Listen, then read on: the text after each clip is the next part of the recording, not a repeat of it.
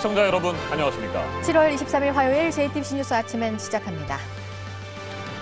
도널드 트럼프 미국 대통령이 최근 북한과 약간의 서신왕래가 있었다고 백악관 기자들에게 말했습니다. 매우 긍정적인 연락이었다고 밝혔지만 김정은 국무위원장과 자신이 직접 주고받은 친서인지에 대해서는 설명하지 않았습니다. 비핵화 실무 협상 시기를 묻는 질문에는 북한이 준비가 되면 만날 것이라며 시간에 쫓기기보다는 실질적인 성과를 내는데 무게를 두겠다는 뜻도 밝혔습니다. 중국 통신장비 업체 화웨이가 북한이 3세대 무선 통신망을 구축하고 유지하는 걸 비밀리에 도왔다고 미국 워싱턴 포스트가 보도했습니다. 미국 정부가 거래를 제한하고 있는 화웨이라 미중 무역 협상, 또 북미 실무 협상에 영향을 줄지 관심을 모으고 있는 가운데 화웨이는 이를 부인했고 트럼프 미국 대통령은 파악해봐야 할 것이라고 말했습니다. 일본의 일방적인 수출 규제 문제를 다루게 될 세계무역기구 WTO 일반 이사회가 오늘 스위스 제네바에서 이틀간의 일정으로 열립니다. 우리 정부는 산업통상자원부 김승호 실장을 파견해 수출 규제 부당성을 국제사회에 강력하게 호소할 예정입니다. 이에 맞서 일본에서는 경제국장을 파견하는 등 한일 양국의 여론전이 치열하게 전개될 것으로 보입니다. 일본에서 외무상과 방위상 등 정부 고위 인사들과 접촉한 볼턴 미 백악관 국가안보보좌관이 오늘은 한국에 옵니다. 내일 정의용 국가안보실장과 강경화 외교부 장관, 정경두 국방부 장관을 잇따라 만나는데 특히 일본의 수출 규제를 둘러싼 한일 갈등 문제에 대해서 메시지를 가지고 올지 주목됩니다. 시리아 북서부에서 정부군과 러시아군의 공습으로 40여 명이 숨지고 100명 넘는 부상자가 발생했습니다. 희생자는 대부분 민간인들입니다. 시리아 정부를 지원하는 러시아와 시리아 반군을 돕는 터키는 지난해 9월 휴전하기로 했지만 반군 조직이 이들립주를 장악하면서 공습이 재개됐습니다. 포르투갈 중부 지역에서 난 대형 산불이 사흘째 꺼지지 않으면서 소방관 8명을 포함해 최소 20명의 부상자가 나온 것으로 전해졌습니다. 불길이 90%가량 잡혔지만 강한 바람이 불 것으로 예보가 돼 있어서 진화 작업이 쉽지 않을 것으로 보입니다. 도널드 트럼프 미국 대통령이 최근 북한과 약간의 서신왕래가 있었다고 밝혔습니다. 김정은 국무위원장과 자신이 직접 주고받은 친서인지는 밝히지 않았습니다. 매우 긍정적인 연락이었다는 말만 했습니다. 북한과 미국의 비핵화 실무 협상이 당초 예상보다 늦어지고 있는 상황에 나온 발언이어서 더욱 주목됩니다. 네, 실무 협상이 언제 이루어지냐는 질문에는 북한이 준비가 되면 만날 것이라고 했습니다. 시간보다 실질적인 성과가 중요하다는 점을 다시 한번 강조한 것으로 보입니다. 북미 관계 고비 때마다 돌파구가 되어온 게 이 정상 간의 친서였습니다. 이번에도 어떤 결과로 이어질 수 있을지 관심이 모아지고 있습니다. 워싱턴 연결해서 소식 들어보겠습니다. 네, 임종주 특파원, 트럼프 대통령의 서신왕래 발언, 구체적으로 어떤 상황에서 나왔습니까? 네, 트럼프 대통령은 오늘 기자들과의 백악관 일문일답에서 북미 실무협상 일정이 잡혔느냐는 질문에 아니라고 답하면서 서신 얘기를 꺼냈습니다. 직접 들어보겠습니다.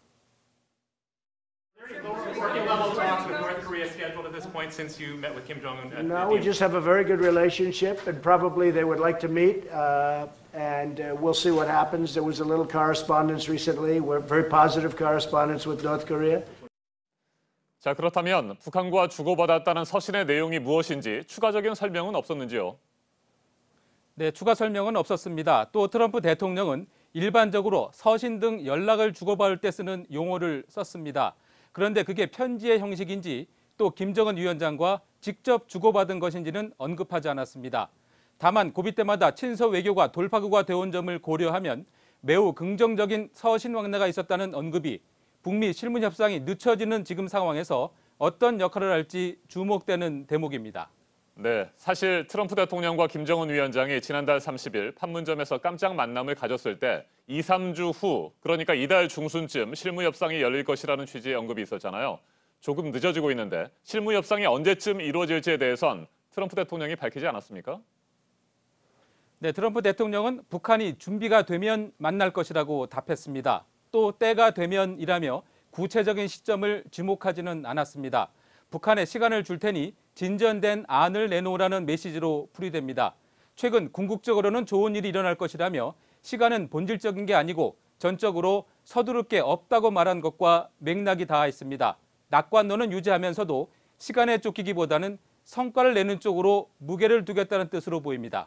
네, 폼페이오 국무장관도 북한의 입장 변화를 촉구하는 말을 했죠. 네, 폼페이오 장관은 폭스뉴스에 출연해서 북한이 협상장에 나올 때 다른 입장을 취하기를 바란다고 말했습니다. 김정은 위원장이 약속한 것이기 때문에 간단한 일이라고도 했습니다. 실무 협상에서 뭔가 구체적인 성과를 도출할 수 있는 방안을 촉구한 것으로 풀이됩니다. 또 CBS 방송 인터뷰에선 협상이 곧 시작되기를 바란다면서 그것은 전 세계의 위협을 훨씬 더 줄이는 방식으로 북한을 비핵화하는 데 목적을 두고 있다고 말했습니다. 협상의 목표가 비핵화에 있음을 분명히 한 겁니다. 지금까지 워싱턴에서 JTBC 임종주입니다. 미국 정부의 제재를 받고 있는 중국 최대 통신 장비 업체 화웨이가 북한의 3세대 무선 통신 구축에 몰래 도움을 준 사실이 확인됐다고 미국 언론이 보도했습니다. 과거 화웨이에서 일했던 직원이 해당 내용을 언론사에 제공했는데 화웨이는 이를 부인했습니다. 북한과 비핵화 실무 협상을 다시 시작하려는 트럼프 대통령은 내용을 파악해봐야 할 것이라고 말했습니다. 이세누리 기자입니다. 2008년부터 최소 8년 동안 북한이 3세대 무선통신망을 깔고 유지하는데 중국 화웨이가 도움을 줬다는 사실이 뒤늦게 확인됐다고 미국 워싱턴 포스트가 보도했습니다. 북한이 고려링크라는 통신사를 세울 당시 화웨이가 중국 국영기업 판다 국제정보기술과 함께 각종 장비와 소프트웨어 등을 제공했다는 겁니다. 당시 계약서를 보면 화웨이는 안테나 기지국 등 각종 시설 장비를 중국과 북한 국경인 단둥으로 날랐습니다. 이 장비들은 철로를 통해 북한으로 들어간 걸로 추정됩니다. 화웨이는 국제사회 제재를 받는 국가 이름을 그대로 부르는 대신 암호로 표기한 것으로 확인됐습니다. 북한은 A9이라 불렀습니다. 당시 화웨이 직원 커뮤니티에는 2008년 고려링크 설립을 돕기 위해 A9에서 일하다 베이징 올림픽 때문에 귀국했다는 글도 있었습니다. 그러나 미국 부품을 사용해온 화웨이가 대북 제재를 위한 미국의 수출 규제를 위반했는지 의문은 커지고 있습니다. 중국과의 무역 협상뿐 아니라 북한과의 비핵화 협상을 다시 시작하려는 트럼프 행정부도 난처해졌다고 신문은 분석했습니다. 트럼프 대통령은 이날 보도와 관련해 내용을 파악해야 한다고 짧게 답했습니다. JTBC 이세누리입니다. 일본의 일방적인 수출 규제 문제를 다루게 될 세계무역기구 WTO 일반이사회가 오늘 스위스 제네바에서 열립니다. 우리 정부는 수출 규제 부당성을 국제사회에 강력하게 호소할 예정입니다. 일본에서도 경제국장을 파견하는 등 한일 양국의 여론전이 치열하게 전개될 것으로 보입니다. 어완희 기자가 보도합니다. 일본의 수출 규제 조치를 놓고 한국과 일본이 국제사회에서 치열한 공방을 펼치게 됩니다. 현지 시간 23일부터 이틀간 열리는 세계무역기구 WTO 일반이사회에서입니다. 총 14개 의제 가운데 일본의 수출 규제건은 11번째로 논의됩니다. 우리 측 대표는 산업통상자원부 김승호 실장입니다. 김 실장은 일본의 조치가 WTO 규범에 어긋난다는 점을 강하게 호소할 계획입니다. 164개 회원국의 이해를 높이면서 부당한 수입 규제 조치 철회에 대한 공감대를 확보하겠다는 겁니다. 일반적으로 WTO 회의에는 각국 제네바 주재 대사가 수석 대표로 나섭니다. 사안이 중대한 만큼 우리 정부는 이례적으로 WTO 업무를 담당하는 고위급 책임자를 파견했습니다. 일본에서는 야마가미 신고 경제국장이 대표로 참석합니다. 우리 측이 지적하는 부당성에 맞서 수출 규제의 정당성을 주장할 것으로 예상됩니다. 이번 의제는 WTO에서 바로 결의문을 채택하는 등 결정을 내리지는 않습니다. WTO 제소를 위해 국제 여론을 살피고 충분한 명분을 쌓을 수 있는 자리가 될 것으로 보입니다. JTBC 어환입니다.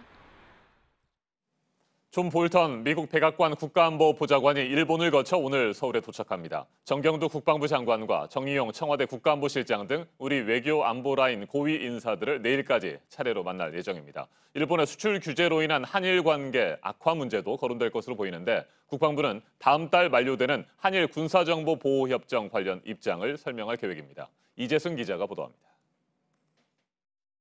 존 볼턴 미 백악관 국가안보보좌관이 오늘부터 이틀 동안 우리나라를 방문합니다. 방한 기간 한국 측 카운터파트인 정의용 청와대 국가안보실장과 강경화 외교부 장관, 정경두 국방부 장관 등과 만날 예정입니다. 북핵 문제는 물론이고 최근 일본의 수출 규제를 둘러싼 한일 갈등 문제도 다룰 것으로 보입니다. 국방부는 볼턴 보좌관에게 다음 달 만료되는 한일 군사정보보호협정 관련 입장 등을 설명할 계획이라고 밝혔습니다. 한국 방문에 앞서 일본을 찾은 볼턴 보좌관은 어제 일본 정부 고위 인사들과 만났습니다.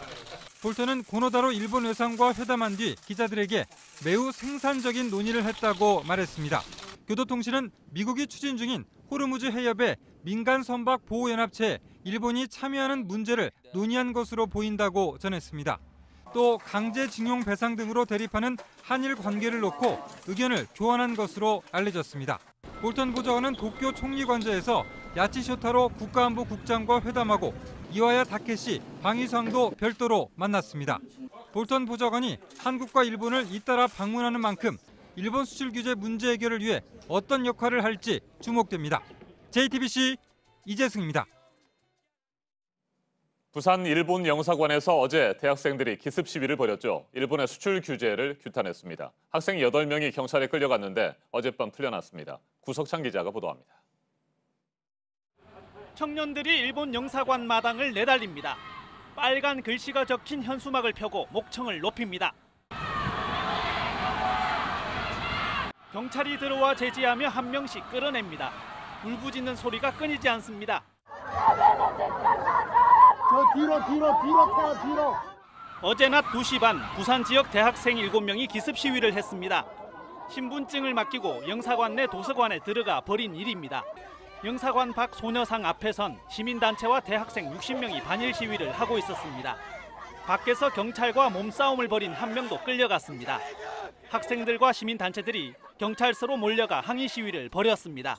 이 과정에서 충돌도 있었습니다. 경찰에 연행된 8명은 진술을 거부한 채 일본 정부를 규탄한 구호만 외친 것으로 확인됐습니다. 경찰은 기습 시위를 불법으로 보고 있습니다.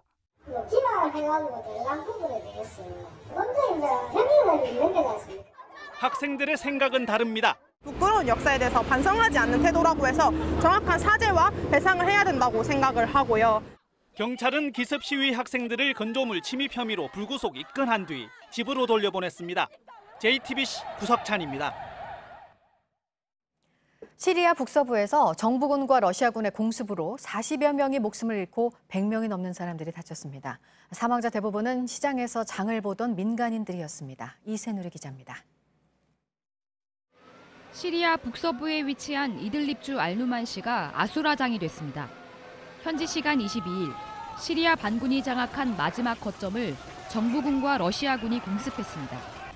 이번 공습으로 43명이 목숨을 잃었고 100여 명이 부상을 당했습니다. 영국 런던에 본부를 둔 시리아 인권관측소는 사망자 가운데 35명이 야채 시장에서 장을 보던 민간인이라고 밝혔습니다.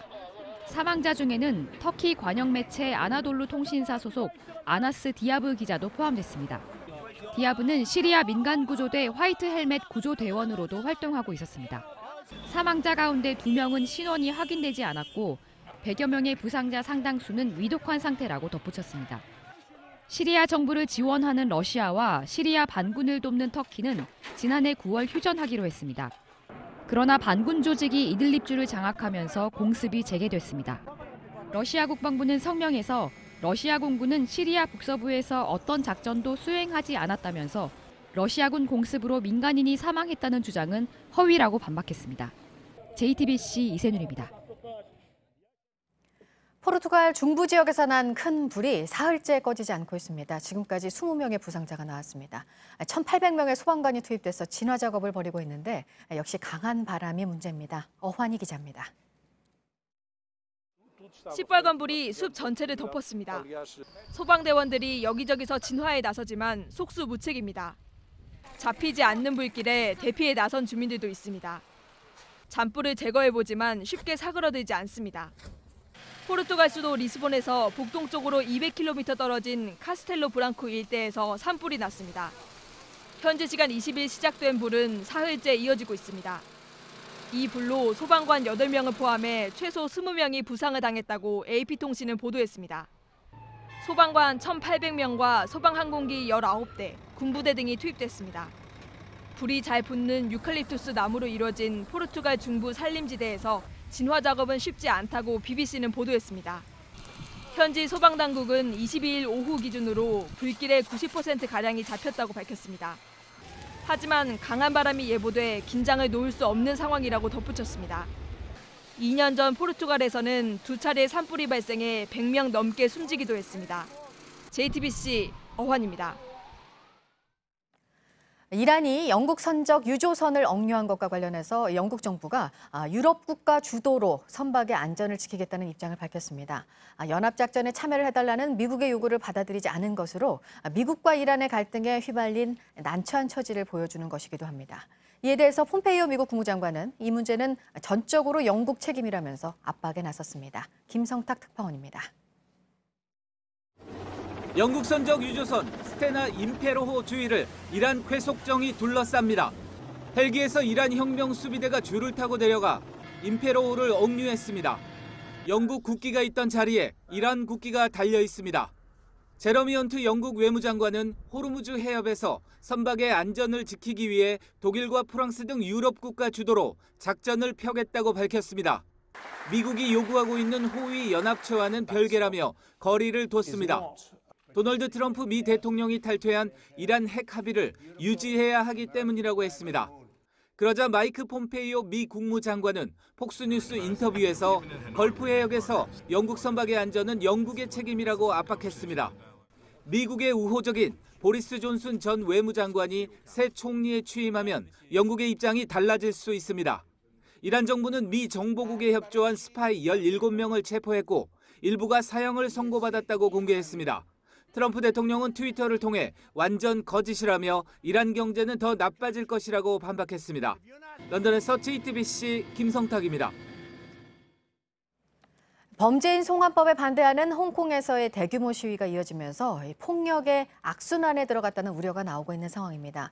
시위대를 겨냥한 테러도 계속되고 있는데요. 이런 가운데 홍콩의 캐리람 행정장관이 시위대에 대해서와 또 시위대를 향한 공격에 대해서 좀 다르게 보고 있습니다. 보도국 연결해서 알아보겠습니다.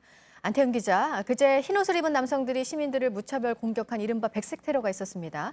폭동으로 규정하는 것을 사실상 거부를 했다고요? 네, 그렇습니다. 일단 백색 테러에 대해서 홍콩 현지에서는 경찰과 폭력 조직이 합작한 것이다, 이런 의혹이 커지고 있습니다. 이런 가운데 캐리람 장관이 시위대를 향해서는 그동안 폭동라고 비난하면서 백색 테러에 대해선 폭동라고 규정하기를 거부했다라는 지적입니다. 캐리람 장관은 이에 대해서 백색 테러를 폭동라고 규정하는 것은 우려와 오해를 불러올 수 있다면서 경찰 조사 등을 거쳐서 어떤 범법 행위가 적용될 수 있을지 결정해야 한다고 주장했습니다. 캐리람 장관은 어제 기자회견에서 백색 테러를 언급하기에 앞서 시위대가 국가 휘장을 훼손한 것을 비판하기도 했습니다. 일국 양제에 대한 도전이자 민족 감정을 해치는 것이라면서 법에 따라 책임을 물을 것이다라고 말했습니다. 이에 홍콩 현지에선 캐리람 장관이 시민의 안전보다 국가 휘장을 더 중시하는 것 아니냐, 이런 지적이 나오고 있습니다. 일국 양제는 1997년 홍콩 주권을 반환한 이후 중국이 외교와 국방에 대한 주권을 주되 홍콩에 자치권을 부여한 것을 말합니다.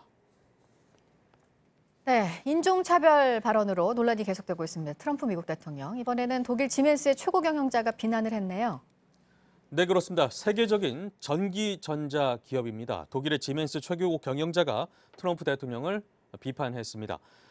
최고 경영자 조 케저는 최근 자신의 트위터에서 세계에서 가장 중요한 역할을 하는 정치사무소, 그러니까 백악관을 말하는데요. 이 백악관이 인종차별의 표상이 되고 있다라면서 실망감을 나타냈습니다.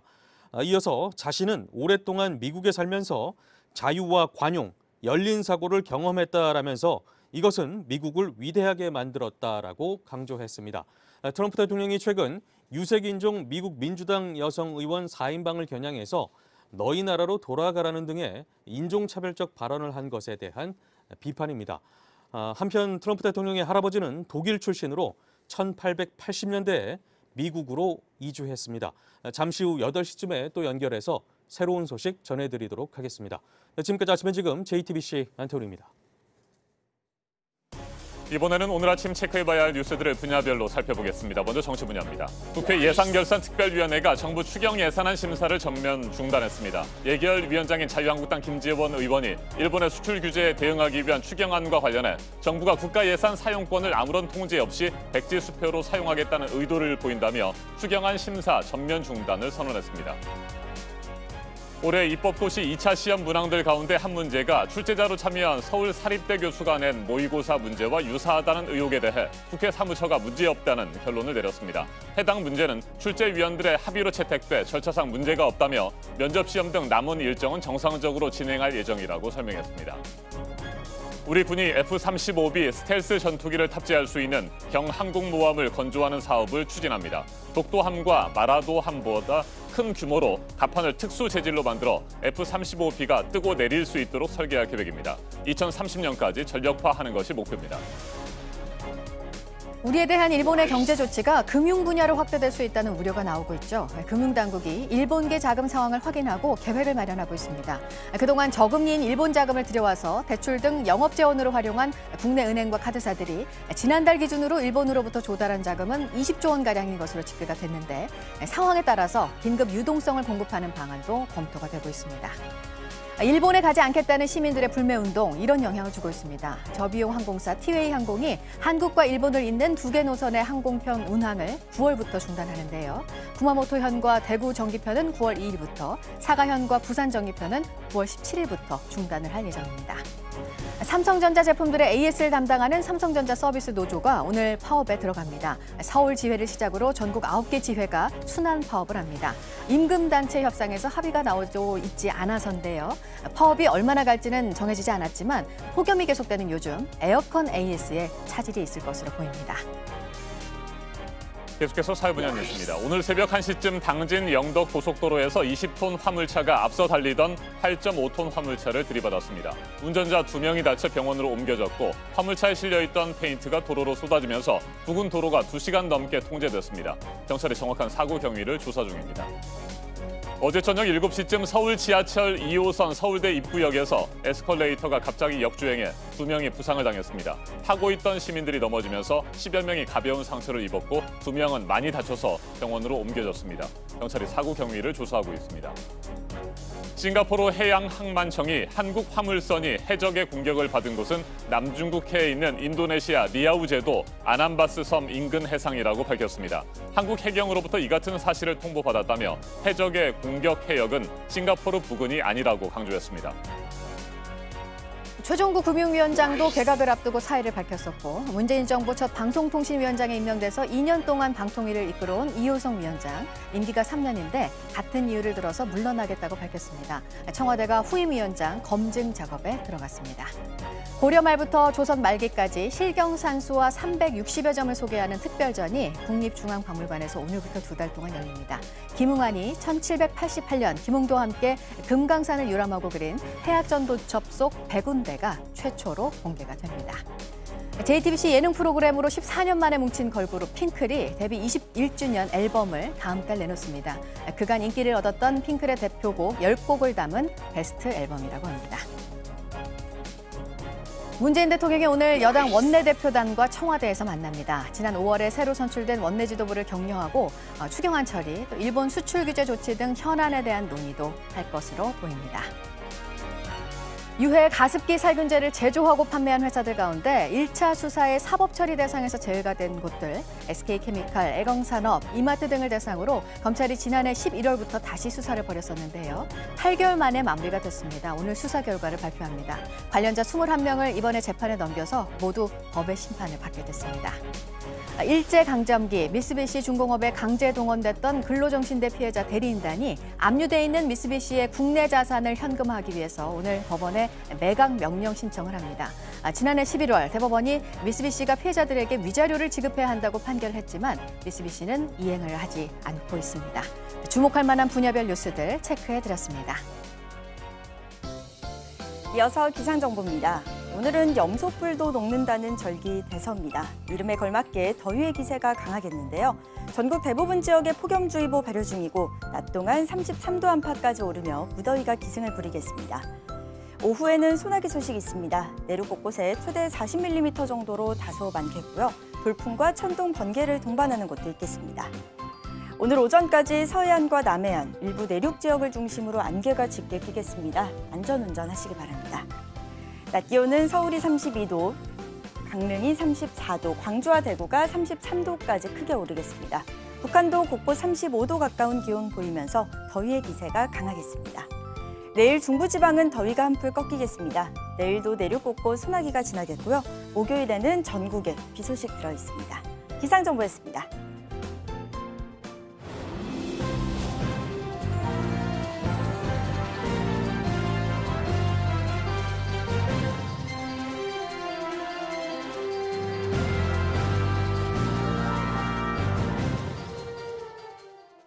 팔리지 않는 콘도 회원권을 골프 회원권과 묶어서 팔아주겠다고 속여서 100억 원 넘게 챙긴 일당이 경찰에 붙잡혔습니다. 당한 사람들이 1,300명이 넘습니다. 김재현 기자입니다.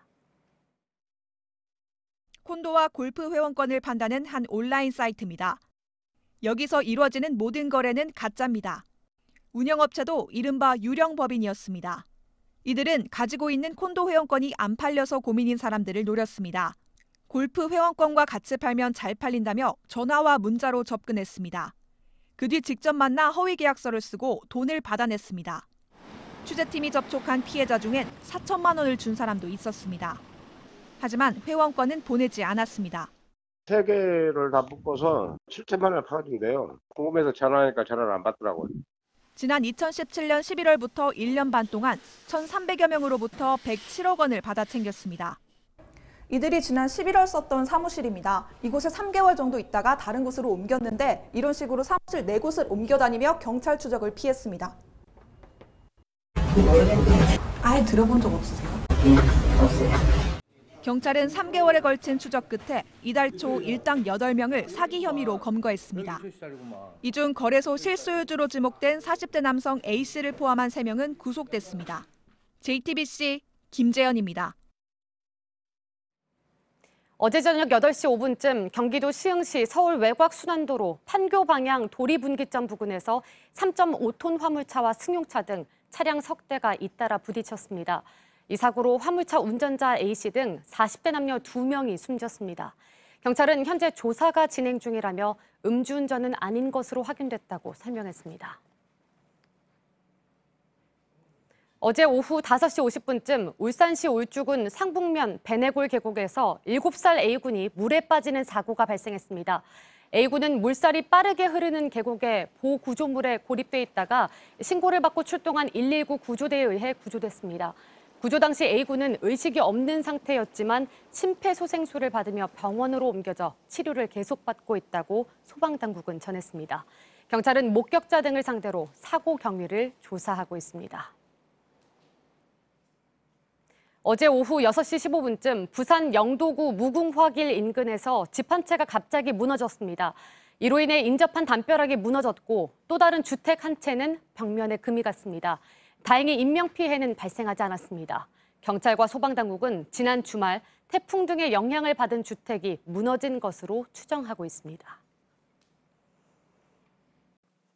사회적으로 논란이 뜨거운 이슈에 대해 다양한 목소리를 들어보는 맞짱 토론 시간입니다. 오늘은 아주 오래된 논쟁이기는 하지만 강력범죄가 발생할 때마다 다시 점화되는 이슈죠. 사형제도 존폐 논란입니다. 우리나라는 사형제가 존재하지만 1997년 12월 30일 23명의 사형수에 대해 사형을 집행한 것이 마지막입니다. 최근 전 남편 살해 혐의를 받고 있는 고유정을 비롯해 진주 방화 살인 사건의 안인 듯 서울 강서구 PC방 살인 사건의 김성수까지 잔혹한 사건들이 계속해서 발생하면서 다시 사형제 논란에 불이 붙었습니다. 출연자들을 먼저 소개해드립니다.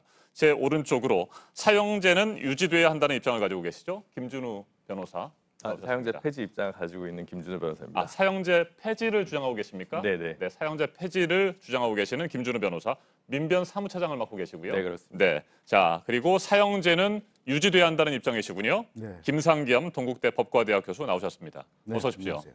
네, 사형제 폐지돼야 한다, 사형제를 유지해야 된다 이런 입장이십니다. 자. 2007년 10월 10일 국제사면위원회는 우리나라를 10년 이상 실제 사형 집행을 하지 않은 실질적 사형제 폐지국으로 분류했습니다. 토론을 시작하도록 하겠습니다.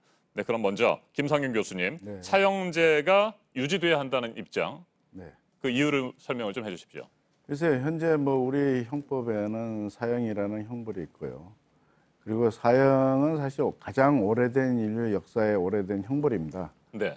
그리고 또 다른 사람의 생명을 빼앗았을 때 거기에 대한 법적 책임을 사실 어떤 책임을 물어야 될지에 대해서는 결국 자신의 생명을 그 박탈하는 수밖에 없는 그런 어떤 어떻게 보면은 음보적인 형벌로부터 출발했고요. 사실 지금도 사형이라는 제도가 그 형벌이 있음으로 해서 그 흉악 범죄들을 억제할 수 있는 효과는 뭐 증명되지 않았습니다만 있다고 생각합니다. 네, 사형제를 그래서 폐지해야 된다 이런 입장이시고요. 아니요, 존치해야 된다는 입장입니다. 존치해야 된다. 네. 예. 계속해서 제가 좀 헷갈렸는데, 네, 죄송합니다. 자, 김준우 변호사님 입장을 좀 들어보겠습니다. 국가가 있는 이유, 법이 있는 이유는 사람의 권리, 인권, 기본권을 지키기 위함이고요. 인권과 기본권의 가장 근본되는 권리는 생명권이라고 할 수 있습니다. 사형제도는 생명권을 본질적으로 박탈하는 형벌이기 때문에 더 이상 존치하는 것은 인권 국가로 나아가는데 걸림돌이 된다고 생각을 하고요. 그런 취지에서 뭐 국제적으로 인권과 민주주의가 가장 발전된 국가들은 예외 없이 사형제가 폐지된 국가라는 점을 봤을 때 우리 역사가, 우리 사회가 결국은 사형제 폐지로 한 걸음 더 내딛어야 된다. 그렇게 생각하고 있습니다. 네, 사형제 존폐 논란과 관련해서 첫 번째 쟁점을 한번 제시를 해보겠습니다. 범죄 억지력입니다. 그리고 대체 형벌은 과연 있는 것이냐 이 부분에 대한 논란인데 김 교수님께서 먼저 말씀을 해주십시오. 예, 일단 뭐 사형 제도가 있음으로 해서 결국 다른 사람의 생명을 잔혹하게 빼앗은 자에 대해서 그 자신의 생명을 갖다 빼앗길 수 있다는, 박탈될 수 있다는 인식을 심어줌으로 해서 사실 어떻게 보면 사형 제도가 그런 어떤 잔혹한 살인범이라든지 흉악범에 대한 억제력을 갖고 있다고 생각은 합니다.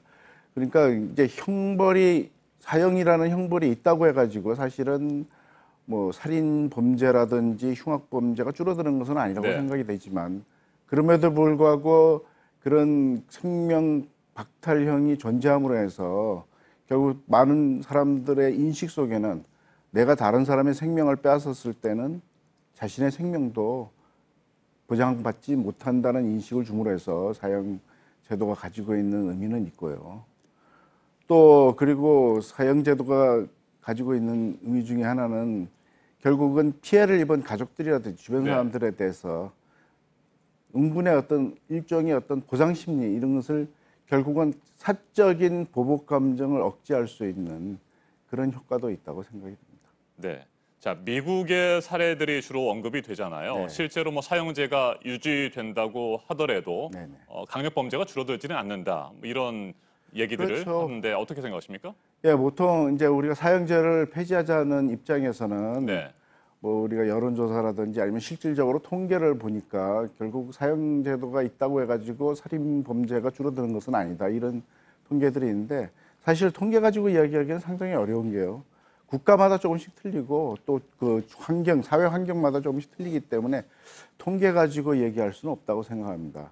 그러니까 예를 들어서 뭐 절도 범죄라든지 강력 범죄들이 형사법에 규정이 되어 있음에도 불구하고 결국 계속 반복해서 발생하고 있는 것을 보면은 결국은 이제 우리가 살인 범죄 같은 흉악 범죄도 사형이라는 형벌 제도가 있다고 해서 그것이 감소하거나 또 늘어난다고 보기는 어렵고요.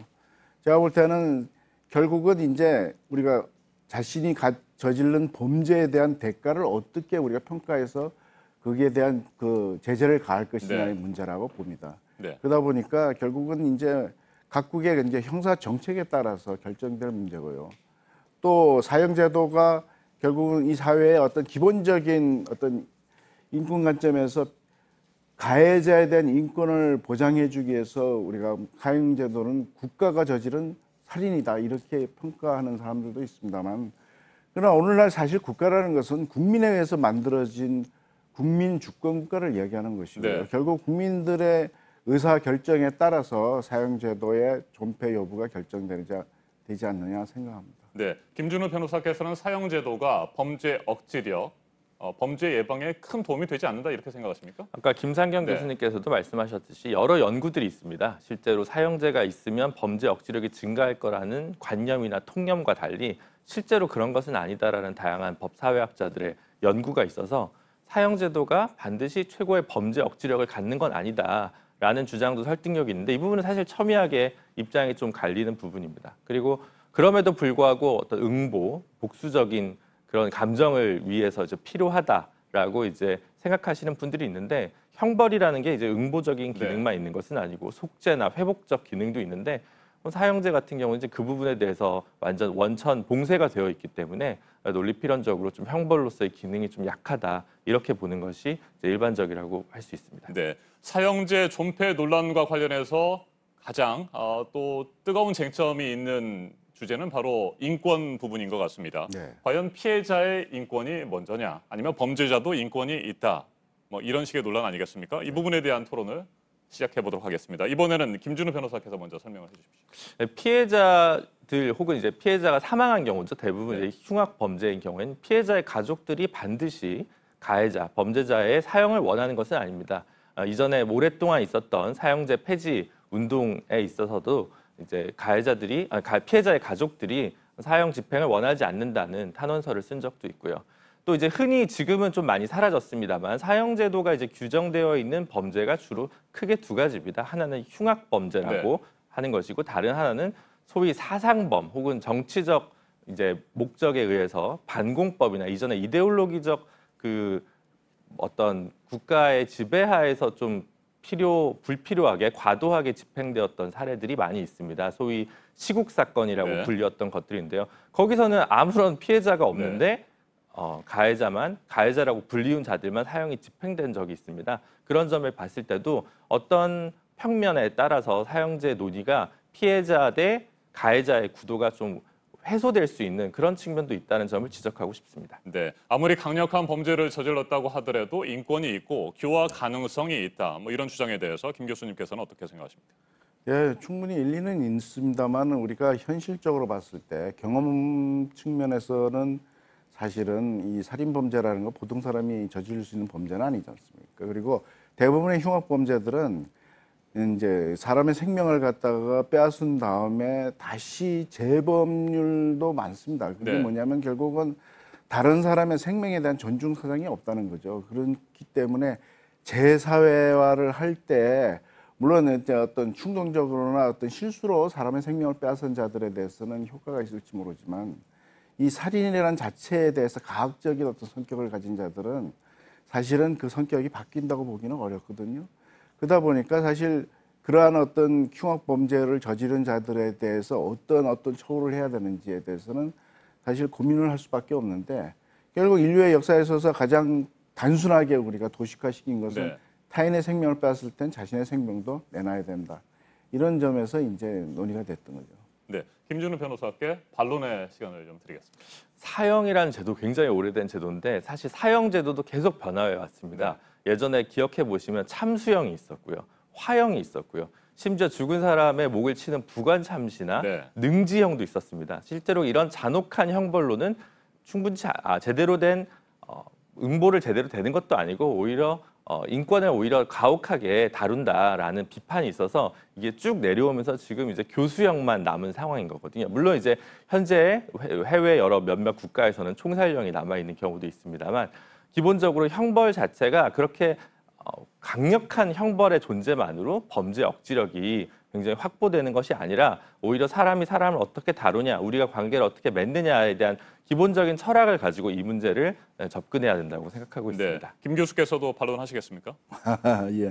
아니 뭐 반론보다는요. 사실은 생명을 빼앗는다는 건 누구나 꺼려하는 문제죠. 그렇기 때문에 사실 생명은 존중돼야 되는데 우리가 이 사실은 우리가 인권이라고 하는 것도 이 사회 속에서 공동체 속에서는 상대화될 수밖에 없기 때문에 그런 점을 고려해서 판단해야 되지 않나 생각합니다. 네, 사형제도에 반대하고 또 폐지를 주장하는 측에서는 이런 얘기들을 합니다. 사형을 집행했는데 나중에 진실이 밝혀져서 무죄가 확정된다면 어떻게 될 것이냐.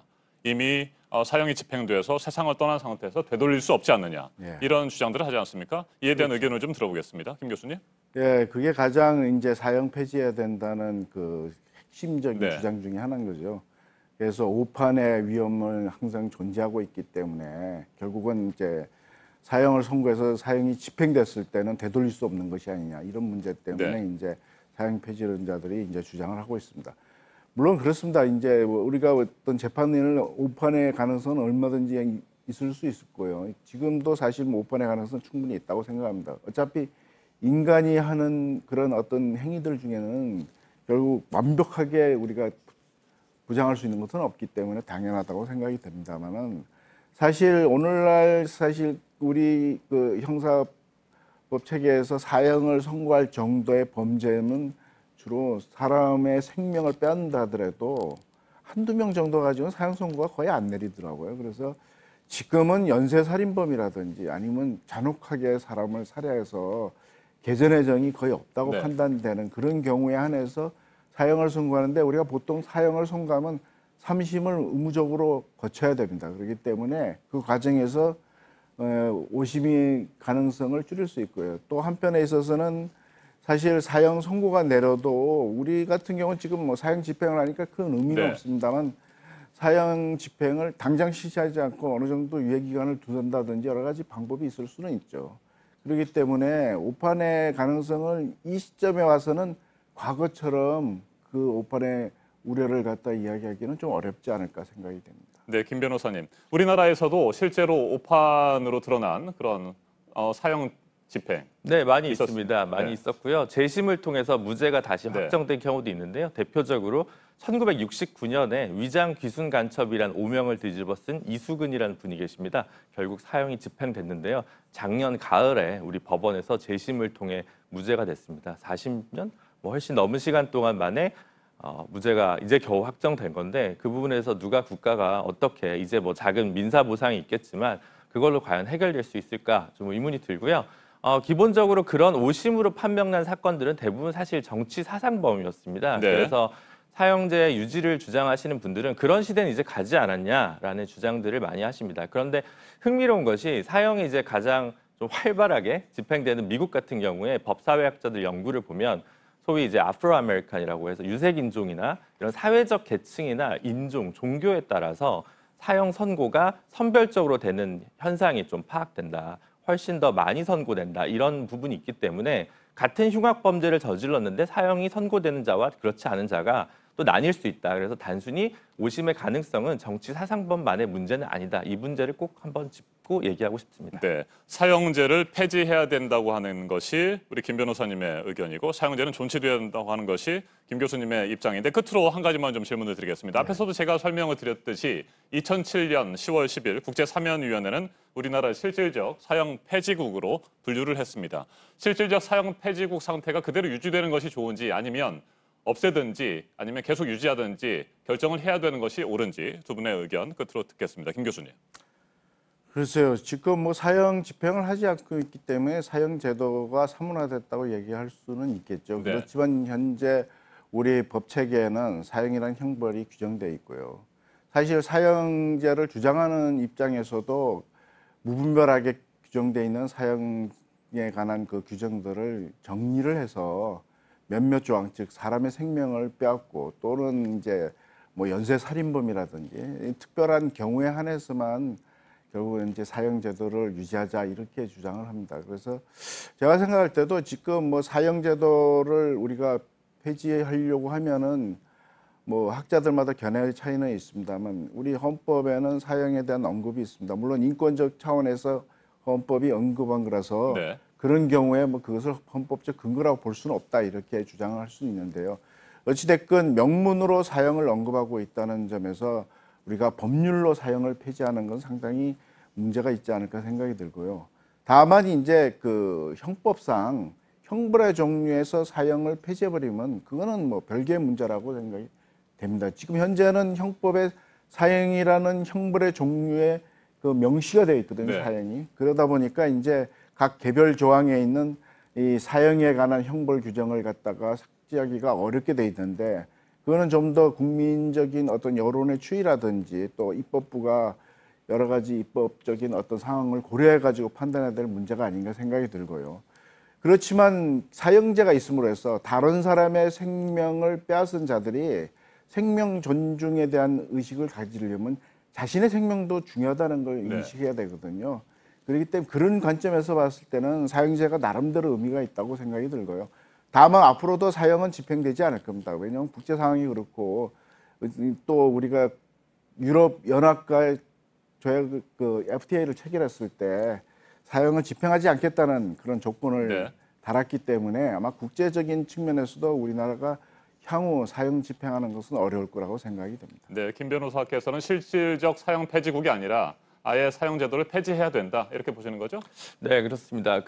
흥미로운 게요. 17대 국회랑 19대 국회, 물론 사형제도 폐지 법안은 여러 차례 국회에 올라왔습니다만 가장 많은 국회의원들이 동의했던 게 본인이 사형수 출신인 현재는 국회 사무총장을 맡고 계신 유인태 전 의원이 발의한 안이었는데 170명이 넘는 국회의원들이 동의했습니다. 300명 국회의원 중에서. 그런데도 국회 통과가 잘 안 됐습니다. 그게 국민적 여론을 아마 의식해서 이제 그런 상황이었던 것 같은데요. 굉장히 흥미로운 사례라고 할 수 있고, 근데 아까 김상경 교수님께서 얘기해 주셨듯이 유럽연합과 체결한 범죄인 인도 조약 때문에 사실 현재 사형 폐지는 실질적으로 좀 쉽지 않은 부분이 있고요.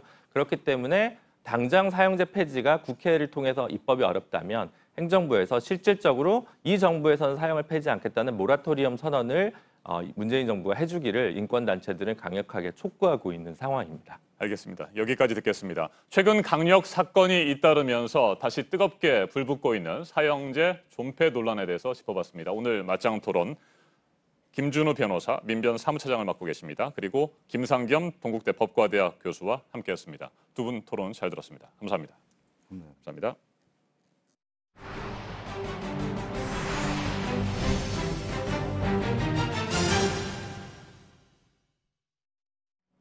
양승태 전 대법원장에 대해 보석을 허가할지에 대한 법원의 판단, 그 조건이 엄격하면 양 전 원장 측에서 받아들이지 않을 가능성이 제기됐었는데요.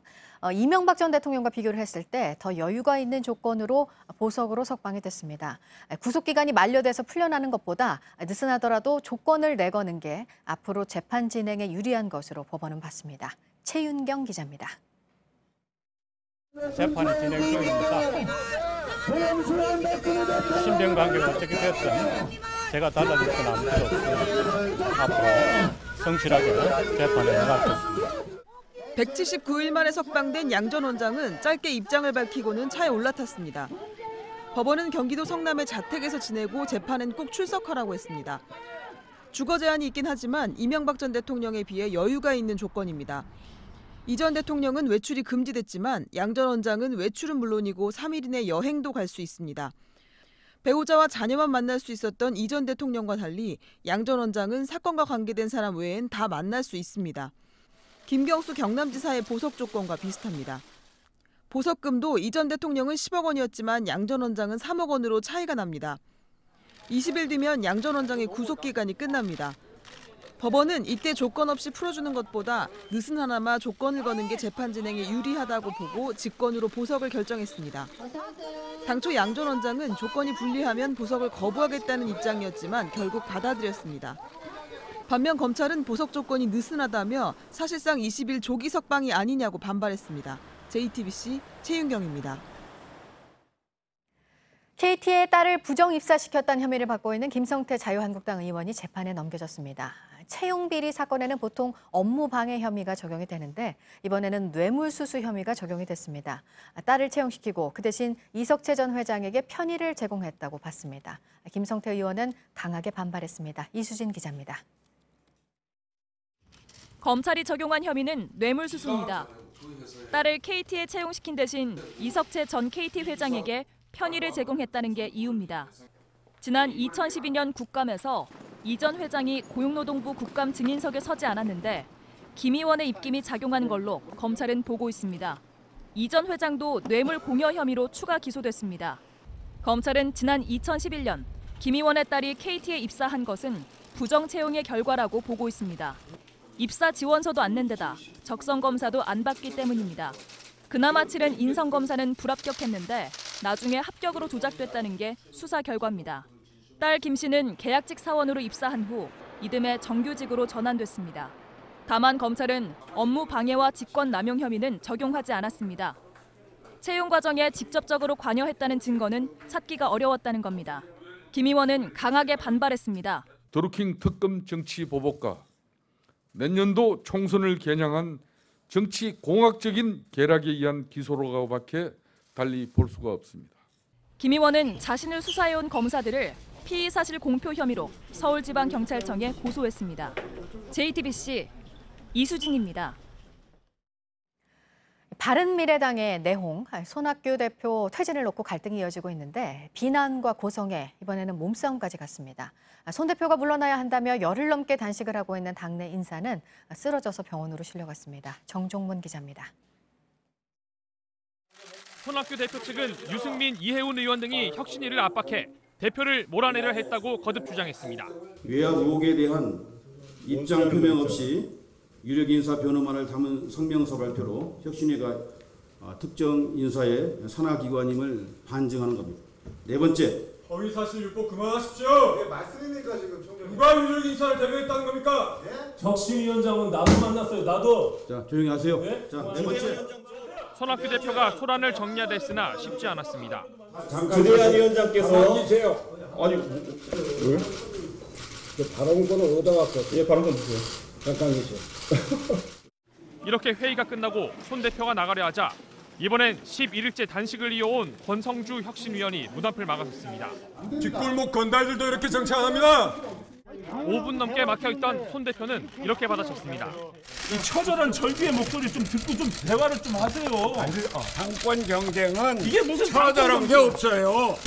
이 단식은 명분이 없으니까 단식 끝내세요. 손 대표는 권 의원을 밀어내고 문을 빠져나왔고 이 과정에서 권 의원이 쓰러졌습니다. 결국 구급대까지 출동했습니다.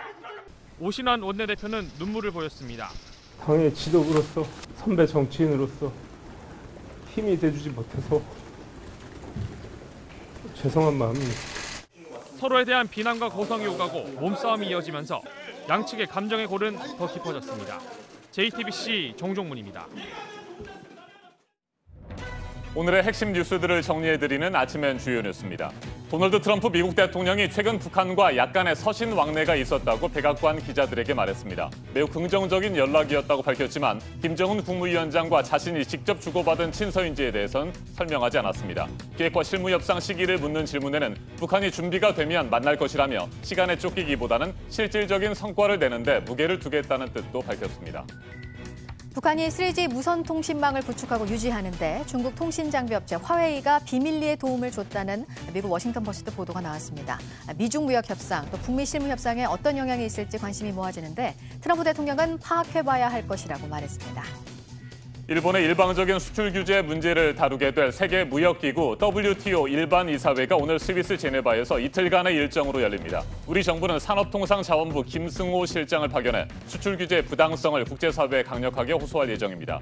이에 맞서 일본에서는 경제국장을 파견하는 등 한일 양국의 여론전이 치열하게 전개될 것으로 보입니다. 어제 일본 정부 고위 인사들과 접촉한 볼턴 미 백악관 국가안보보좌관이 오늘은 한국을 찾습니다. 일본의 수출 규제를 둘러싼 한일 갈등 문제에 대해서 메시지를 가지고 올지 주목됩니다.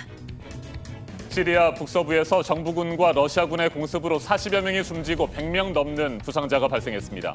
희생자는 대부분 민간인들입니다. 시리아 정부를 지원하는 러시아와 시리아 반군을 돕는 터키는 지난해 9월 휴전하기로 했지만 반군 조직이 이들립주를 장악하면서 공습이 재개됐습니다.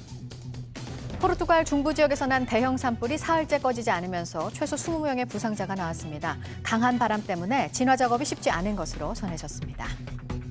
올해 입법고시 2차 시험 문항들 가운데 한 문제가 출제자로 참여한 서울 사립대 교수가 낸 모의고사 문제와 유사하다는 의혹에 대해 국회 사무처가 문제 없다는 결론을 내렸습니다. 해당 문제는 출제위원들의 합의로 채택돼 절차상 문제가 없다며 면접시험 등 남은 일정은 정상적으로 진행할 예정이라고 설명했습니다. 삼성전자 서비스 노조가 임금 협상에서 합의가 나오지 않자 오늘 서울지회를 시작으로 파업에 들어갑니다. 에어컨 AS에 차질이 있을 것으로 예상되고 있습니다. 가습기 살균제를 제조 판매한 SK케미칼과 애경산업, 이마트 등을 대상으로 수사를 벌여온 검찰이 8개월 동안의 재수사를 마무리하고 오늘 결과를 발표합니다. 2013년 첫 수사 당시에는 옥시 책임자들이 처벌을 받았지만 SK케미칼 등은 유해성이 입증되지 않는다는 이유로 처벌을 피했습니다. 지난해 11월 검찰이 재수사에 착수해 관련자 21명을 재판에 넘겼습니다. 지금까지 아침엔 주요 뉴스 정리해드렸습니다. 소말리아의 수도 모가디슈에서 차량 폭탄 테러로 지금까지 17명이 숨졌습니다. 현지 시간 22일 공항으로 통하는 도로의 보안검문소 인근에서 차량에 실린 폭탄이 터졌습니다. 지금까지 17명이 숨지고 28명이 다쳐서 병원으로 옮겨졌는데요. 출근 시간대에 벌어진 테러에 인명피해가 컸습니다. 이슬람 극단주의 테러 단체인 알샤바브가 이번 사건이 자신들이 저지른 일이라고 주장했습니다. 현지 시간 22일 나이지리아의 수도 아부자에선 이슬람 시아파 시위대와 경찰이 충돌해 지금까지 6명이 숨졌습니다. 한 시아파 단체가 지도자의 석방을 요구하며 거리를 행진하자 이를 진압하려는 경찰이 시위대를 향해 최루가스와 실탄을 발사한 건데요. 이 과정에서 시위를 하던 6명이 숨졌고 희생자 중 미성년자인 소년도 있는 것으로 전해졌습니다. 내리막길에서 운전석이 텅 빈 채 굴러가는 차를 한 택시기사가 잡아타 극적으로 사고를 막았습니다.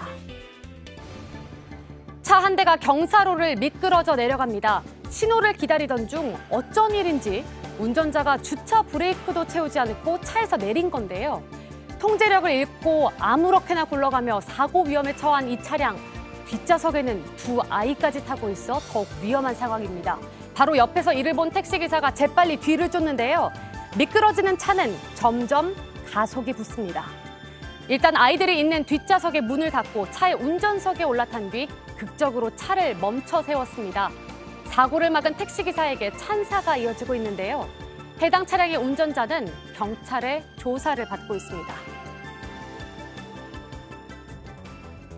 한 남성이 이륙하려는 비행기의 날개 위로 뛰어들었습니다. 현지 시간 19일 나이지리아 국제공항에서 벌어진 일인데요. 가나로 여행을 가고 싶다며 남부로 가려는 비행기에 막무가내로 달려든 겁니다. 어이없는 난동에 이륙은 한참이나 지연됐고 현장에서 체포된 남성은 정신감정을 받고 있다고 합니다. 소년이 잡은 물고기를 주변 사람들이 도와 배로 끌어올리려고 하는데요. 그 순간 어디선가 상어가 나타나 순식간에 잡은 물고기를 낚아채 갔습니다. 벼랑간 벌어진 아찔한 상황인데요. 미국 매사추세츠주 인근 바다에서 일어난 일입니다. 해당 낚싯배의 선장은 상어가 이렇게까지 가까이 접근한 적은 없었다며 다친 사람이 없어 천만다행이라고 말했습니다. 그제 일본 오키나와에서 아시아나 항공 여객기가 관제사 허락 없이 이륙을 하러 활주로에 들어서는 일이 일어났습니다. 이 활주로엔 이미 착륙을 준비하던 비행기가 있어서 자칫 큰 사고가 날 뻔했습니다. 일본 항공당국이 조사하고 있습니다. 정재호 기자입니다. 그제 오후 1시쯤 일본 오키나와 나하공항에서 아시아나 항공 여객기가 이륙을 위해 활주로에 진입했습니다. 공항 관제사의 승인 없이 이루어진 일이었습니다. 당시 이 활주로에는 다른 비행기가 허가를 받고 착륙을 준비하던 상태였습니다. 하지만 아시아나 여객기가 갑자기 들어선 탓에 활주로 앞에서 다시 고도를 높였고 예정 시간보다 20분 늦게 착륙했습니다. 아시아나 여객기에는 143명의 승객이 타고 있었습니다. 일본 국토교통성은 관제사와 아시아나항공을 상대로 조사에 나섰습니다. 아시아나항공 측은 활주로에 잘못 들어섰다는 점은 인정했지만 정확한 원인은 아직 파악하지 못했다고 밝혔습니다. 나하공항 출발할 때 관주소 지시와 다르게 이제 활주로를 접근을 했고 그래서 국교성이 조사한다고 해서 국교성 조사에 협조하는 중. 항공업계에선 조종사가 관제사의 지시를 잘못 알아들었을 가능성이 크다는 말이 나옵니다. 우리 정부도 조종사 등을 상대로 경위를 조사할 계획이라고 밝혔습니다. JTBC 정재우입니다.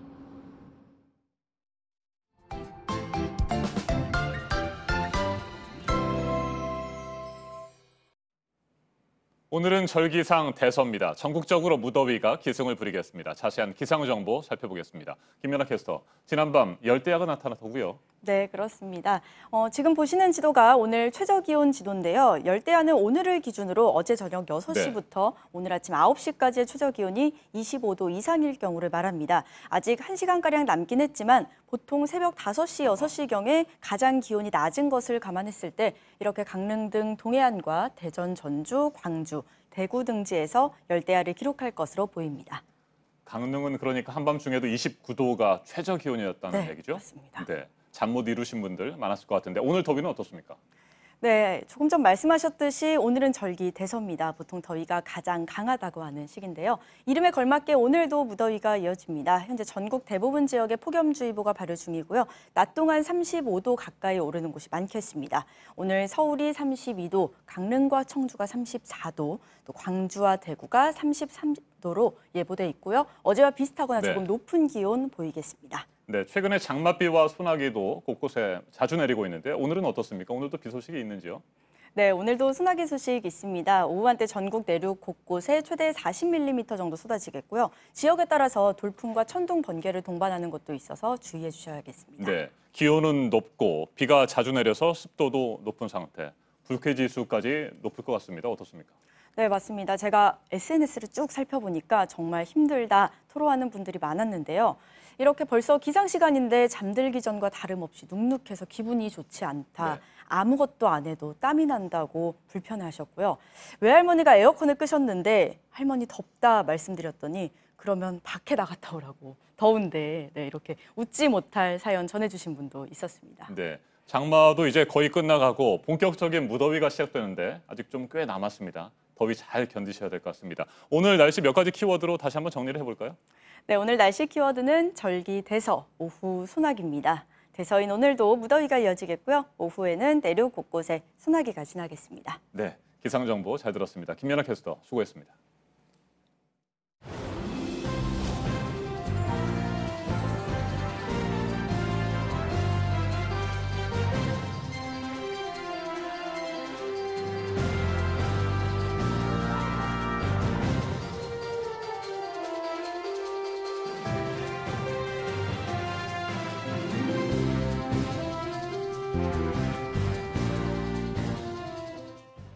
네, 화요일 아침 8시 지나고 있습니다. 다시 한번 보도국 연결해서 오늘 아침에 새로 들어온 소식들 보도록 하겠습니다.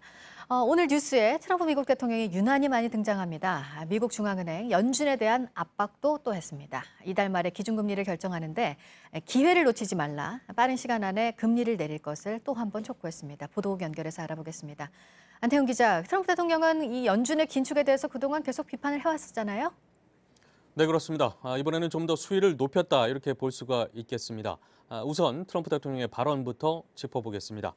미국은 인플레이션이 없는데도 불필요하게 다른 나라들보다 훨씬 더 높은 이자율 지급을 강요받았다라고 연준을 거듭 압박하고 나선 것입니다. 연준은 앞서 지난달 이미 기준금리 인하 가능성을 시사한 바 있습니다. 이런 가운데 트럼프 대통령이 연준을 거듭 압박하고 나선 것은 통상 내리는 0.25%포인트보다 더 큰 폭의 금리 인하를 유도하려는 것이다라는 관측을 낳고 있습니다. 트럼프 대통령은 지난 4월에도 1%포인트 같은 금리 인하 등을 한다면 미국 경제는 로켓처럼 올라갈 잠재력이 있다라면서 구체적인 금리 인하 폭까지 언급한 바 있습니다. 일반적으로 미국의 금리 인하는 한국은행의 기준금리는 물론 국내 주식시장에도 적지 않은 영향을 주기 때문에 주목되고 있습니다. 다음은 국제원자력기구 IAEA 사무총장이 별세했다라는 소식입니다. 올해 72세인 아마노 유키야 사무총장은 지난해부터 건강 문제로 사임할 것이란 얘기가 돌았습니다. 아마노 사무총장의 건강은 최근 빠르게 안 좋아져서 지난 18일에 숨졌다고 IAEA는 스위스 제네바 현지 시간으로 22일 밝혔습니다. 아마노 사무총장은 그동안 이란 핵 문제에 대한 원칙적인 대응과 비핵화의 필요성을 강조하면서 서방 국가들의 지지를 받았습니다. 네, 그리고 폼페이오 미국 국무장관이 중국 업체에 대해서 제재를 가했다고 말을 했습니다. 이란에 대한 압박이죠? 네, 그렇습니다. 미국 동부에서 이루어진 한 행사장에서 한 발언입니다. 이란에 대한 최대 압박의 일환으로 중국 기업 주하이 전능과 그 회사 최고 경영자에 대해서 제재를 가하고 있다라고 밝힌 것입니다. 이는 무역 협상을 재개한 미국과 중국 사이뿐만 아니라 이란과 미국 간 긴장이 높아지는 가운데 나온 것이어서 앞으로 끼칠 영향에 대해서 현지 언론들은 주목하고 있습니다. 블룸버그 통신은 중국은 올해 들어 5월까지 약 1,200만 톤의 이란산 원유를 수입했으며 일부 원유는 중국 세관을 거치지 않고 보관되고 있다라고 보도하기도 했습니다. 네, 끝으로 미국 뉴욕 맨하튼에서 한 고급 콘도형 건물의 입주민들이 조망권을 지키기 위해서 100억 원 이상을 지불했다라는 소식입니다. 부동산 개발업자가 이 콘도형 건물 주변에 고층 건물을 신축하려고 하자 시야가 가려질 것을 우려한 입주민들이 개발업자에게 1,100만 달러, 약 129억 원을 주고 조망권이라고도 할 수 있는 이른바 공증권을 사들인 것입니다. 이에 따라서 입주민들은 맨하튼의 상징물 가운데 하나인 엠파이어 스테이트 빌딩이 보이는 조망권을 지키게 됐습니다. 현지 언론들은 개발업자와 입주민 간 이번 합의는 2016년에 이루어졌지만 그동안 알려지지 않았다라면서 조망권 보호를 위해서 이 같은 거액이 거래된 것은 매우 드문 일이다. 이렇게 보도하기도 했습니다. 네, 지금까지 아침에 지금 JTBC 안태훈입니다. 사법행정권 남용 혐의로 기소된 양승태 전 대법원장이 어제 보석으로 풀려났습니다. 전직 대법원장이 헌정사상 처음으로 구속된 지 179일 만입니다. 법원은 재판에 성실히 임하라며 보증금 3억 원과 거주지 제한 등의 석방 조건을 달았습니다. 그리고 자신의 딸을 KT에 부정 입사시켰다는 의혹으로 검찰 수사를 받아왔죠. 김성태 자유한국당 의원이 결국 뇌물수수 혐의로 불구속 기소됐습니다. 김광삼 변호사와 좀 더 자세하게 짚어보겠습니다. 안녕하십니까? 네, 안녕하세요. 네, 양승태 전 대법원장 구속기간이 다음 달 10일에 만료될 예정이었잖아요. 네, 재판부 네. 입장에서는 보석 석방이 불가피했던 상황인가요? 그렇죠. 일단 구속된 피고인에 대해서는 기소된 날로부터 한 6개월간 구금 상태에서 재판을 할 수가 있습니다. 그런데 양승태 전 대법원장 같은 경우에는 다음 달 10일이 구속 만기가 돼요. 그렇기 때문에 10일이 되면 법률상 무조건 석방을 해야 하는 거죠. 그런데 재판부 입장에서는 아마 만기 이전에 보석으로 석방을 해주면 네. 거기다 여러 가지 조건을 달 수 있거든요. 그러면 피고인에 대해서 어느 정도 제한을 가할 수 있고 그다음에 재판을 하는 데 있어서 원활성이 좀 유지될 수 있어요. 아마 그런 점을 고려한 것으로 보이고요. 양승태 전 대법원장 말고도 일반적으로 재판을 하다가 구속 만기가 가까워지면 네. 직권 보석으로 석방하는 경우가 굉장히 많이 있습니다. 네, 법원은 크게 세 가지 조건을 제시를 했잖아요. 뭐 네. 일부에서는 피고인의 권한을 제한한다, 뭐 이런 얘기도 있고 아니다, 뭐 특별한 조건은 아닌 것 같다 이런 분석도 있는 것 같은데. 일단 어떻습니까? 조건 자체를 보면 그렇게 까다롭지는 않습니다. 일단 보석의 어떤 조건 자체에 있어서 주거지 제한은 당연한 거고요. 그다음에 보석을 하지 않는다 하더라도 재판 관계에 있는 사람과 만나면 안 돼요. 왜냐하면 증거 인멸이랄지 아니면 증인을 회유할 수 있는 가능성이 있기 때문에 이것도 당연한 거라고 볼 수가 있고요. 그다음에 이제 중요한 부분 중 하나가 외국에 나갈 수 있느냐 아니면 아무나 만날 수 있느냐 이제 이런 부분이거든요. 네. 그런데 사실 사건 관계인 이외에 뭐 본인의 가족을 만나는 것 자체는 사실은 뭐 재판에 영향이 없기 때문에 이런 부분에서 크게 이제 제한을 두지 않았어요. 단지 해외 여행할 때는 이제 3일 이상 여행을 하게 되면 그때 이제 법원의 허가를 받도록 한 거죠. 그런데 지금 뭐 가장 보석 허가의 어떤 조건과 관련해서 이명박 전 대통령과 굉장히 비교하는 경우가 많이 있죠. 그런데 이건 약간 좀 비교 대상이 아니라고 봐요. 왜냐하면 일단 뭐 국정농단이랄지 사법농단과 관련된 이제 범죄의 어떤 양이나 질에 있어서는 굉장히 비슷한 측면이 있지만 이명박 전 대통령은 일단 1심에서 징역 15년이라는 중형을 받았기 때문에 원칙적으로는 보석의 대상이 아니기 때문에 주거지 제한을 비롯해서 여러 가지 자택구금이라고 할 정도의 까다로운 조건을 하면서 보석을 했잖아요. 근데 양승태 전 대법원장은 아직 1심이 재판 진행 중이기 때문에 비교적 이명박 전 대통령에 비해서는 보석의 조건이 이렇게 까다롭지 않았다 이렇게 볼 수 있는 거죠. 네, 김경수 경남지사의 보석 석방 조건과는 좀 비슷하다고 볼 수 있겠죠. 거의 뭐 동일하다고 보면 됩니다. 특히 이제 보석 보증과 관련해서도 김경수 지사 같은 경우에는 뭐 한 2억 정도였는데 양승태 전 대법원장에 대해서는 이제 3억 원 정도 그리고 보석 보증보험 증권이라는 게 있거든요. 이제 그것에 의하면 현금으로 내는 게 아니고 증권을 끊게 돼 있어요. 그러면 아주 적은 수수료만 내고 증권으로 대체할 수 있기 때문에 여러 가지 뭐 주거지 제한이랄지 여행이랄지 이런 측면에서 보면 김경수 지사와 보석 조건이 거의 동일하다 이렇게 볼 수 있죠. 자, 그래서 양 전 대법원장 앞으로 불구속 상태에서 재판을 받게 되는데 당장 오늘 1심 재판에 출석할 예정이죠? 네, 오늘 일단은 뭐 증인 신문이 예정돼 있습니다. 박상원 전 법원 행정처 기획조정위원이 예정돼 있는데 근데 오늘 또 불출석하겠다고 사유서를 냈어요. 아, 그렇습니까?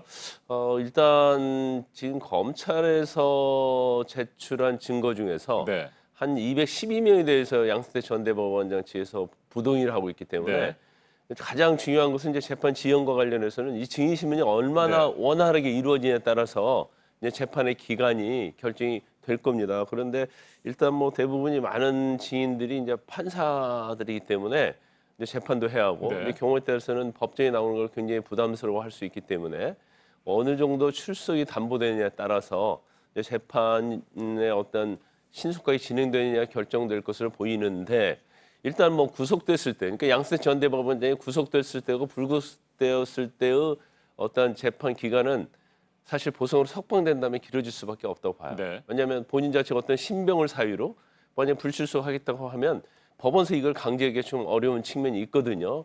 그렇지만 이제 구속돼 있을 때는 언제든지 불러서 재판할 수 있는 거 아니겠습니까? 그래서 그런 측면에서 보면 재판의 지연의 가능성은 이제 상당히 더 높아졌다 이렇게 볼 수 있는 거죠. 네, KT 부정 채용 의혹과 관련해서 결국 김성태 자유한국당 대표, 자유한국당 의원입니다. 네. 불구속 기소가 된 상태인데 이 혐의가 뇌물수수 혐의예요? 일단 뭐 그 공공기관의 부정 채용 이런 것들은 되게 업무 방해죄로 기소가 많이 됐어요. 네. 또는 이제 직권남용. 그러니까 의원으로서 어떤 직권을 남용했다 이렇게 해서 기소가 대부분 되는데 이제 김성태 의원 같은 경우는 좀 이전과 좀 다릅니다. 뇌물수수로 기소를 했어요. 그러면 우리가 그냥 상식적으로 생각하면 아니 채용과 관련해서 김성태 의원이 무슨 뇌물을 받았다는 건가? 그런데 이제 검찰에서는 뇌물 자체를 부정한 채용의 대가, 그러니까 부정 채용한 그 자체를 일종의 뇌물로 본 거라고 볼 수 있는 거죠. 아마 그 이유는 여러 가지가 있는데 최근에 권성동 의원을 비롯해서 업무 방해로 인해서 기소한 사건 내에서 무죄가 좀 된 적이 있고요. 업무 방해는 유력 또는 유괴에 의해서 업무를 방해하는데 과연 의원이라는 직함의 어떤 유력을 이용했는가 이 부분에서 굉장히 법리적으로 논란이 좀 있기 때문에 검찰에서는 여러 가지 고민 끝에 부정한 채용 자체가 일종의 뇌물이다 이렇게 네. 봐서 뇌물로 기소한 거죠. 자, 그런데 김성태 의원은 무리한 정치적 기소다 이렇게 주장을 하고 있습니다. 그러면서 자신을 수사한 검사 3명을 고소를 했는데 피의사실 공표 혐의를 들었습니다. 이건 어떻게 보십니까? 사실 이제 피의사실 공표죄 자체가 네. 수사기관에서 수사하고 있는 내용을 밖으로 흘리는 게 피의사실 공표죄 아니겠어요? 그런데 이 피의사실 공표죄가 거의 사문화되지 않았나. 네. 이제 그 정도까지 지금 현 상황에 왔어요.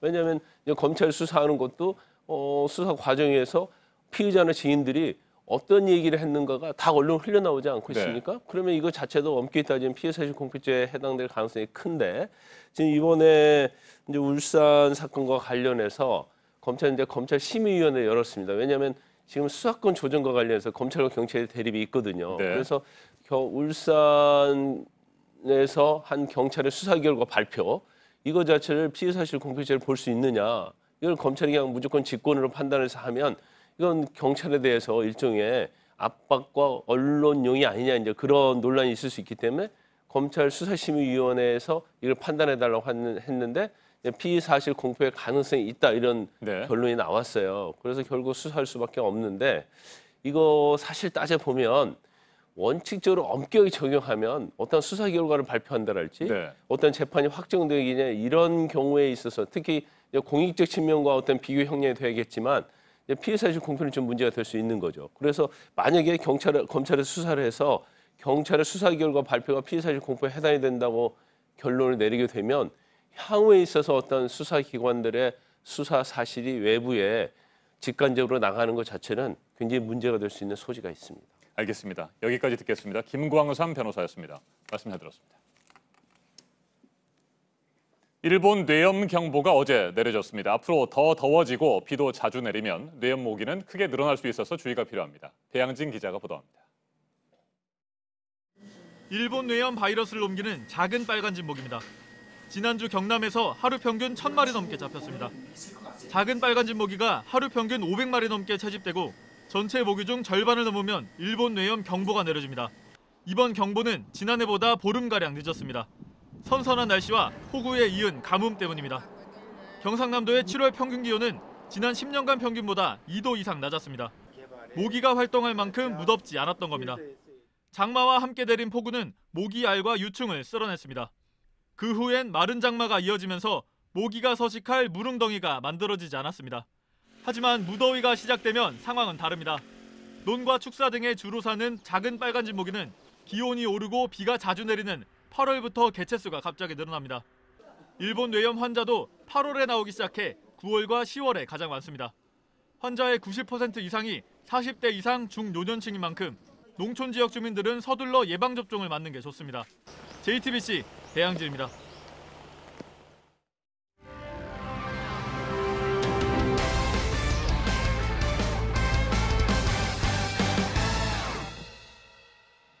네, 한국은행이 기준금리를 내리면서 시장에 줄줄이 영향을 미치고 있죠. 이번 인하는 시장 예상에 한 발 앞선 인하여서 또 한 번 기준금리 인하가 있을 것이라는 전망도 있습니다. 예금 적금금리 내려가고 대출금리도 내려가게 되면서 어떻게 해야 유리할지 또 계산을 하게 되는데요. 전문가의 조언을 좀 들어보도록 하겠습니다. 오늘도 정철진 경제평론가가 나왔습니다. 어서 오세요. 네, 안녕하십니까. 네, 오늘 네. 이 시간에 이제 대출 금리라든가 이런 거에 대해서 시청자분들께 좀 유용한 정보를 드리려고 하는데 그 전에 이 부분을 먼저 따져봐야 될게요. 네. 조금 전에 오늘 아침 새 소식으로 전해드렸지만 트럼프 대통령이 미국 중앙은행에 대해서 또 압박을 했어요. 그러니까 이게 중요한 게 만약에 이번에 이제 기정사실화는 됐고 내리는 네. 게 그 폭이 커지면 우리 한국은행도 거기에 따라서 또 한 번 인하를 할 가능성이 있어서 그러면은 대출금리에도 또 영향을 주는 거잖아요. 큰 영향을 줄 수가 있겠죠. 네. 이번에 한국은행이 이제 미국이 앞서 선제적 대응을 했잖아요. 네. 미국도 안 내렸는데 우리가 먼저 기준금리를 인하한 것은 미국이 어쨌든 이달 말 FOMC 회의에서 금리를 내릴 것으로 거의 지금 시장은 100%를 예상을 하고 있거든요. 네. 그런데 오늘 새벽에 또 하나의 변수가 나왔습니다. 이제 트럼프 대통령이 너무나도 노골적인 압박을 해서 무슨 압박이냐? 내리되 0.25%포인트로는 안 된다. 네. 트럼프는 항상 말하는 게 1%포인트 낮춰라 뭐 이런 얘기까지 했거든요. 네. 그래서 만에 하나 이번에 이제 미국의 연방준비제도 이사회가 7월 말에 0.25가 아닌 0.5%포인트를 낮춘다라고 그렇게 하면 된다면? 네, 8월에는 이제 미국은 연준이 없습니다. 우리는 있고요. 그렇다면 아마도 한국은행이 8월에 한 번 더 인하할 그런 이제 가능성도 남아 있거든요. 그래서 일단은 이달 말 미국이 어떻게 이 금리 인하의 그러니까요. 폭을 결정하느냐가 굉장히 중요한 변수가 될 것 같고요. 다만 아주 소수설이기는 하지만은 연준이 0.25를 하면서 오히려 트럼프 대통령과 각을 세울 수 있다는 얘기도 이제 나오고 네, 있거든요. 네. 그래서 이제 7월 말에 미국의 이 반응 결정을 꼭 지켜봐야 될 것 같습니다. 네. 그러면 우리 이제 주택담보대출 얘기부터 해보도록 하겠습니다. 네. 고정금리 상품 이자가 지금 제일 많이 내려갔어요. 그렇죠. 이게 어리둥절 하시다는 얘기도 많이 하고요. 막상 이제 돈 빌리러 은행에 가면 이게 뭐지 헷갈리다고 얘기를 많이 하는데 보통 우리가 대출을 할 때 변동금리, 고정금리 두 개로 나뉘잖아요. 근데 네. 일반적으로 통상 고정금리가 더 높습니다.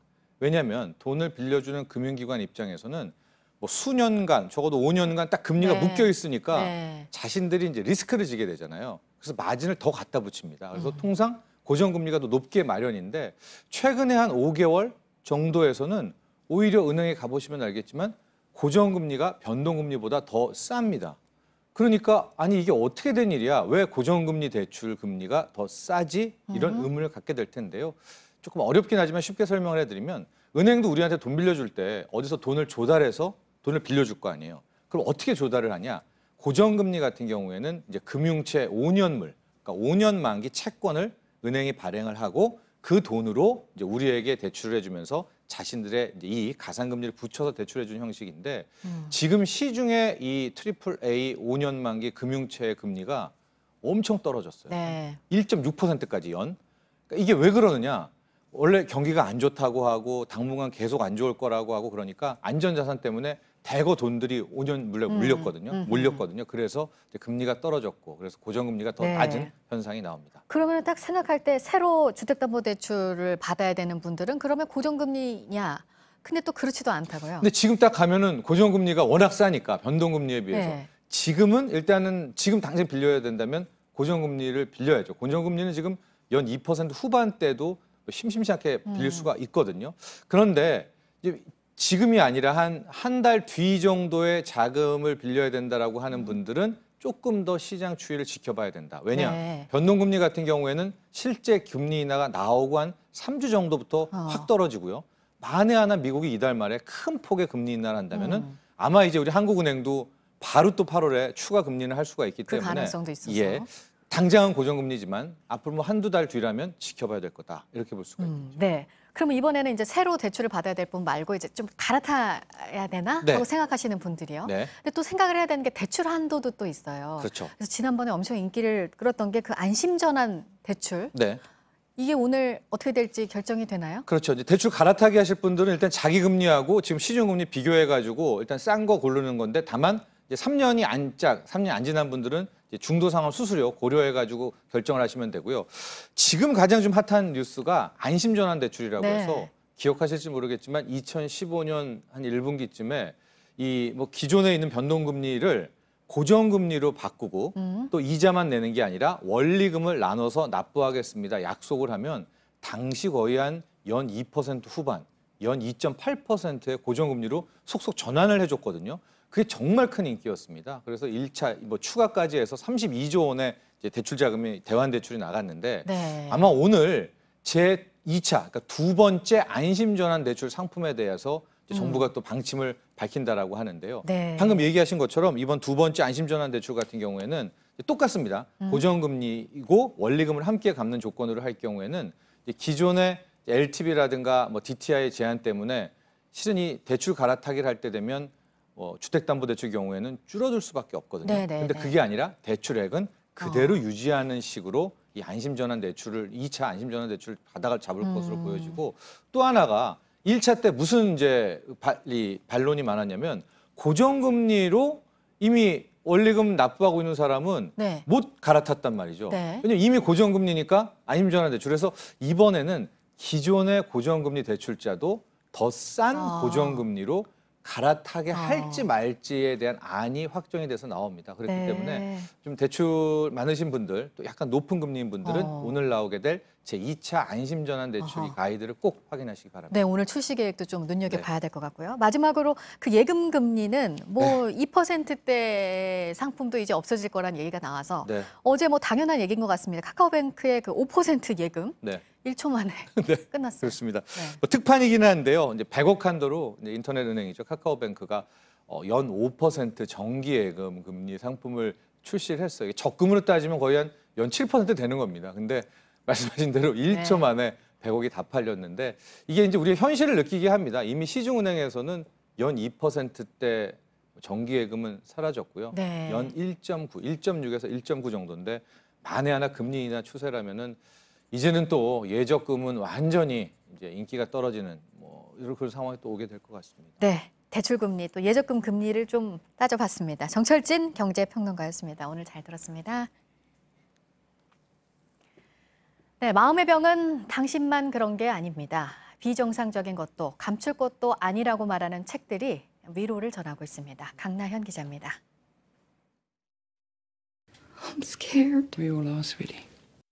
Sadness? You touched a memory? We talked about this. 사람들은 몸 건강을 돌보는 일엔 열심이면서 유독 마음의 병은 쉽게 지나치곤 합니다.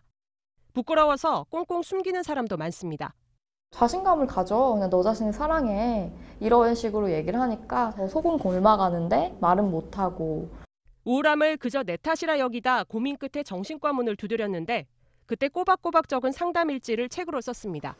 어두운 이야기라 읽는 사람이 있을까 걱정했지만 40만 부 넘게 팔렸습니다. 서점엔 우울증, 공황장애처럼 마음의 질병을 치료한 과정을 솔직하게 털어놓은 책이 늘었습니다. 위로와 위안을 건네던 심리도서가 말하지 못했던 정신건강의 진짜 이야기를 꺼내놓습니다. 마음의 병은 죽을 만큼 힘들지만 비정상이 아니며 그래서 감출 일도 아니라는 겁니다. 頑張らなくてもいいんですよ. 극심한 경쟁, 발빠른 변화 속에서 불안은 퍼져갑니다. 최근 정신과를 찾는 사람이 늘어나는 추세와 맞물려 정신과 진료에 대한 기존의 편견을 허물 수 있는 의미 있는 신호이기도 합니다.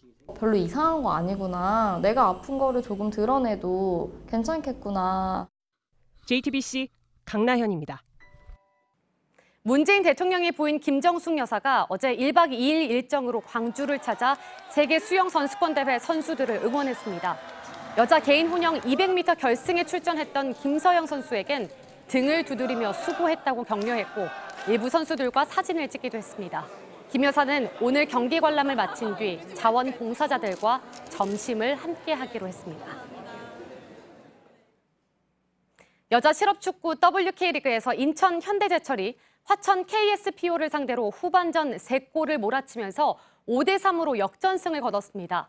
이로써 현대제철은 지난 4월 수원 도시공사와의 무승부 경기를 제외하고 개막 후 13경기 모두 승리해 선두 독주 체제를 유지하게 됐습니다.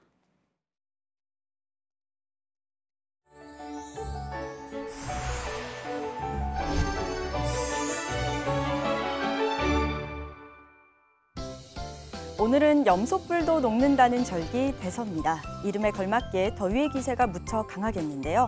전국 대부분 지역에 폭염주의보 발효 중이고요. 낮 동안 33도 안팎까지 오르며 무더위가 기승을 부리겠습니다.